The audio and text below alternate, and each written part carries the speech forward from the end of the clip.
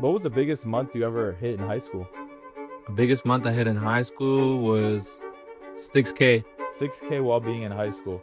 And then recently, what has been your biggest month?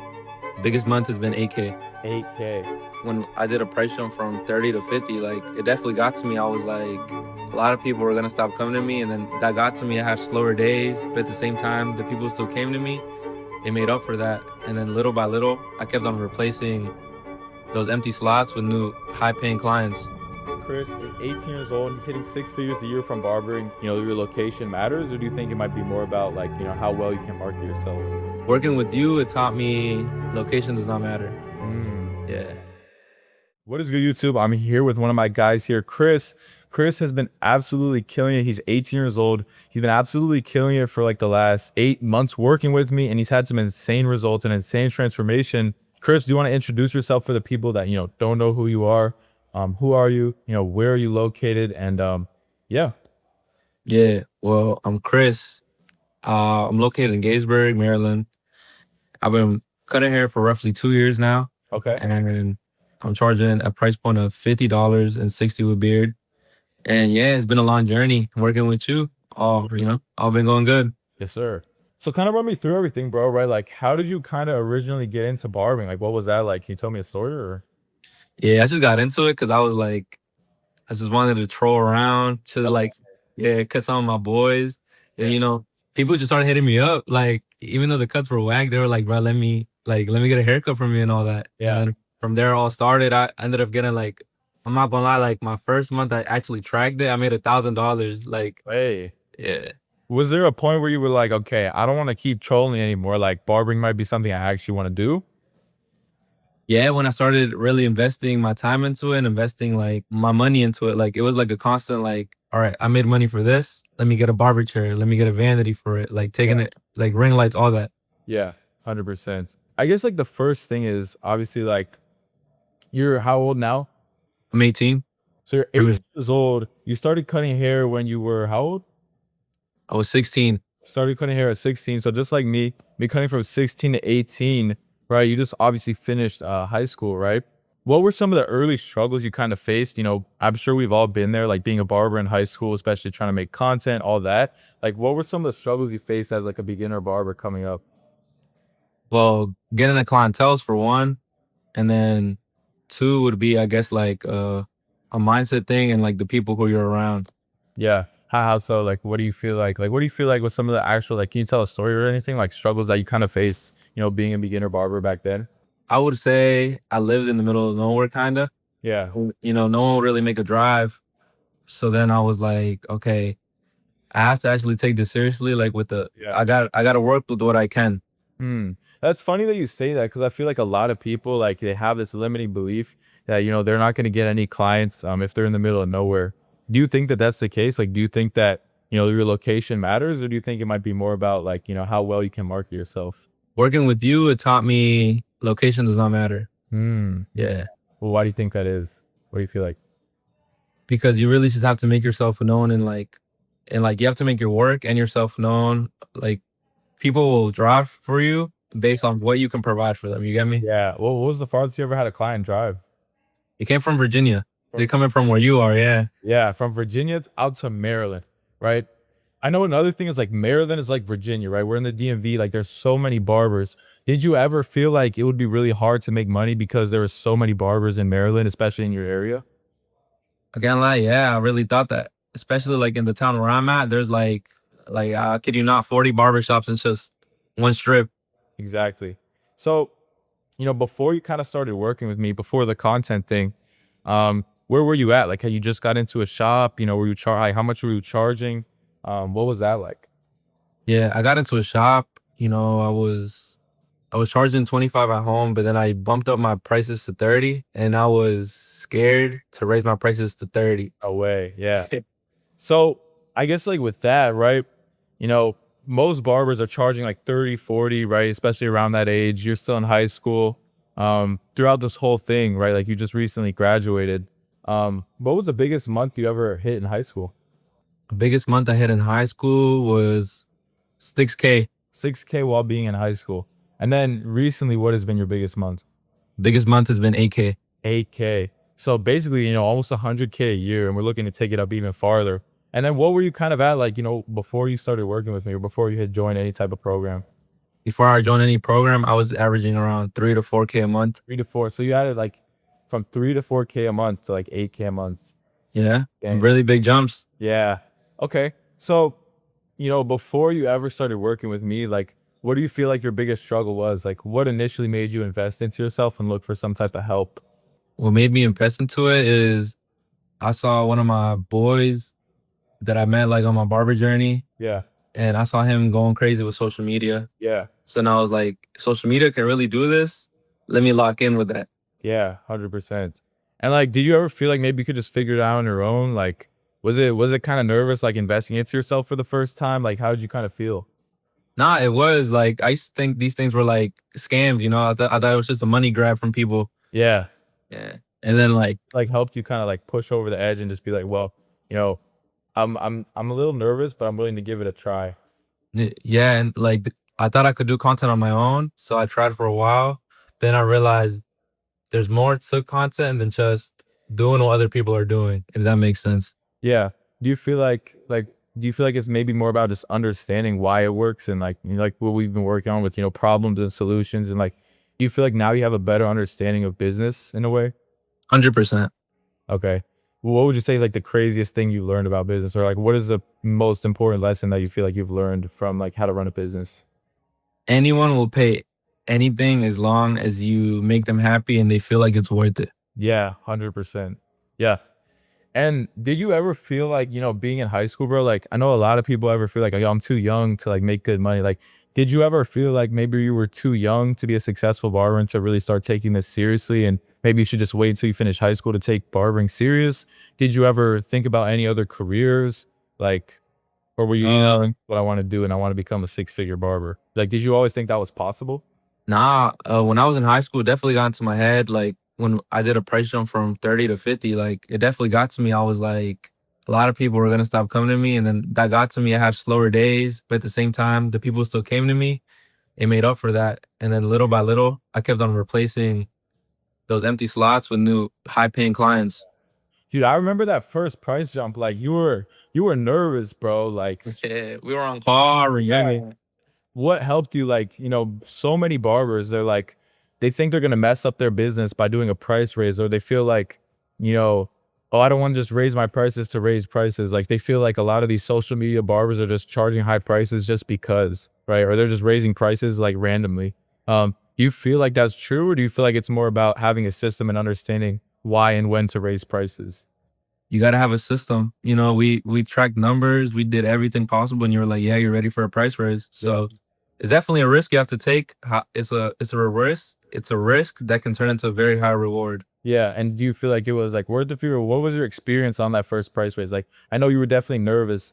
What do you feel like? Like, what would you tell someone that was in your position that they're charging maybe 25, 30, and maybe they want to raise prices and maybe they don't have a system yet? And then what would you also tell to a different person who does have a system and maybe they're working with someone, they have a mentor, someone that already done it, and they're scared. What would you tell? Well, obviously, I feel like business is different for everyone. Like some people, they could get a price jump, and then consistently they could fill up those spots. But for my case was different. I didn't consistently get those spots, but I had that vision that one day I'd get those spots filled up, and I'm making like my income is it showed it. Showed it. Yeah, cause, cause I remember like the first thing you told me was like, after you did the prices, I remember you were like, bro, I'm making the same money, but I'm barely working now. Like, I feel like I have so much time for myself. Like, do you feel like that's still true? Do you feel like, charging more opened up a lot more time for yourself? It does, and it definitely opens up a path with you meeting people that like they're higher value. So you can talk about like more important things than just like dumb stuff. You get me? Yeah, tell me the story about that. Like, I feel like that's for a lot of us. We realize that as we charge more, like, the conversation starts to become higher quality, right? But yeah, how do you feel like, do you have a story of like some crazy client, like that motivated you or inspired you, or that you met through, you know? One is like this dude. He does accounting. I'm not gonna lie. Like he really like he was my first $100 client. I was it sized me. Like I was like, whoa. How did you feel like the first time you ever got paid 100 for a cut? Like, did you think like, damn, I really did it? Or did it just not phase you? Were you like, you know, I see all these other barbers doing 100 a cut. Did you ever think it was really gonna happen to you? It just happened, and I was, and then like it flabbergasted me. I was so happy, Yeah. and I feel like that wouldn't have happened if my slots were still like at 30 because they were always taken with just like people that just paid 30 flat. Yeah, and you never really even got tips like that, right? Yeah. Um, the other thing is like, with all this free time, like what do you feel like that actually did for you? Were you able to like, put a lot of time back in like the business? Were you able to, work out a little bit more? I remember that was the thing. You were like, oh, I have more time for the gym now, right? Yeah, no, I have more time for a lot of things. I have more time to, I guess, go out freely with my family and my some of my friends. Yeah. And then also I have time to edit my videos too and like actually focus on like how to actually like make them work and make them look higher quality. Yep, 100%. Um, I guess the other thing was like, what made you feel like, investing into yourself back in high school, right? Which is a huge thing. Like, what made you want to invest into yourself back in high school? Like, because a lot of people would be like, well, I'm just in high school. Like, I just want to wait to get started and take this seriously. Was there a reason why you were like, okay, I actually want to invest into myself now? I want to start taking barbering serious. Uh well like I come from like a background of immigrant parents, you know? Yeah. So since a young age they always brought into me the value of money Yeah. and the value of you got to work for what's yours. So I feel like that's what really made me realize like, Yeah. yeah, you got to work for what's yours. Like nothing's going to be handed to you in life. Yeah, 100%. I feel like that's something like a lot of us can relate to. Like my dad was kind of the same way. He grew up in like the army or whatever, but he was always like, this is my money, this is not your money. You got to work for what you want. Um, and like, I guess, how do your parents react to this whole thing? Like, did you ever worry about them not supporting you? Were they pretty supportive? I was Well, invested into yourself. I know my mom was like tweaking out. She was like, you got scammed. Uh, nah, yeah. Well, at first, when I first started cutting hair, they were like, they didn't think much of it until I started like investing like thousands of dollars into it. They were like, why are you wasting money on this if it's like barely making you money? Because I would never really tell them. I just wanted to keep it a surprise. So one day, like when I'm making like serious money, tell them like, yeah, I'm doing good for myself. yeah. And I was working while I was cutting hair. I was working at a golf course just on the weekends. Yeah. And then I remember I put in my 2 weeks. The dude, my manager at the time, he was like, okay, like he didn't care. So I was like, all right, like this, like I'm not trying to really work for no one. Like Yeah. I'd rather just do my own thing now. Like, Yeah. so back to school came. I hit my record month at my house. At that time, I was making barely 2,000, and I made 3,000 in that back to school period. Yeah. And then how was this back to school compared to that last one? Like the most recent one? It was crazy. Crazy. It was crazy. Well, do you know a number? Can you toss out a number to us? That's my month. I hit 8K, and 8K. And that was like right, yeah, that was recent. Damn. And like, what are your parents kind of saying now? Like, were you able to kind of have that conversation with them where you were like, yo, guys, like I made it. Like I did what I said I was gonna do. nah, yeah, they love it now. They support it. They like how focused I am into it and how I just keep on saying, yeah, I'm gonna keep on growing as like, cause it's like one of those businesses that you can't just stay in one place. If you really work for it, you can really just keep on scaling it. Yeah. And I guess like what would you say, to any barbers that are maybe like they're thinking about joining, they're thinking about getting some extra help, like they were in the position that you were in, right? Maybe they're still in high school and they want to start taking barbering serious, or maybe they're just charging 30, at any age and they're scared to raise their prices. What would you tell those people? You just gotta do what you gotta do for yourself. Yeah. You like, if you really want it bad for yourself, you gotta take the risk. And if it works out for you, it does. But if it doesn't, then just still keep on working for it. Yeah. Like maybe one thing's not for you, but Yeah. maybe something else is. Yeah. What do you feel like was like the biggest struggle or the biggest like limiting belief that you had to overcome? Like, was it just, being consistent? Was it like, you know, like what do you feel like was the biggest struggle for yourself in your whole journey? It was definitely my consistency and I would say the old shop I was at. It wasn't for me, if that makes Talk sense. to me about that. How was it, taking that risk, moving shops? I feel like for a lot of people, you know, they get caught up with being really worried about what everyone in their shop is going to say, especially when they start making content, raising prices, investing into themselves. They get scared of what all these other people are going to say. And so they let that hold them back. Do you feel like that ever held you back, or how did you overcome that? So at first, it was like the algorithm changed. Yeah. With certain price points, you can't do certain content for it no more. Yeah. So that price point really, like, it got to me in a way, and I didn't feel comfortable doing my own thing with content at the other place I was at, because one, like, the people there, they would always like pick on you and all that, and then like you'd feel some type of way. Yeah.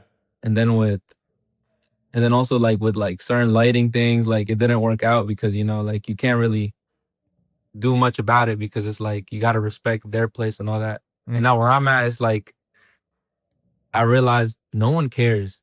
Yeah. No one cares. Like, just do you. How important is it to not only have like an environment in the shop in person, but to also have like, a community of people? How do you feel about the community of Cashflow Barbers? I know you came to our in-person event. Like, what are your honest thoughts about, being surrounded in a community of other like-minded barbers that are your age, that are making money, that are making six figures plus a year? How does it feel to be able to meet those people and be in that community? It's Honestly. it's eye opening. Like, you see everyone with the same mindset as you, just trying to push along, provide for yourself, provide for your family. You just want to grow as a community, grow as people. Do you feel like that like inspired you a lot? Yeah. Yeah, 100%. I feel like that's a huge thing. I guess like, how do you feel like it was getting feedback from me? Like, do you feel like, group calls, one-on-one calls, do you feel like all that was like helpful, or what do you feel like was the most helpful part of working with me? All that's helpful, but I feel like the most helpful part is just like speaking one on one and like actually dialing in like what I could really work on and everything that's working. Then Yeah, from there, main focus. we can just focus on like what's working, what's not working, and then we can fix what's going on there. Yeah, 100%. And I guess like let's touch on that one more time. Like, you know, how much different is it actually having someone that can give you detailed feedback, um, and give you a main focus? Like, how important do you think that is for barbers versus just like, imagine you didn't have any support, or you didn't have anyone teaching you anything?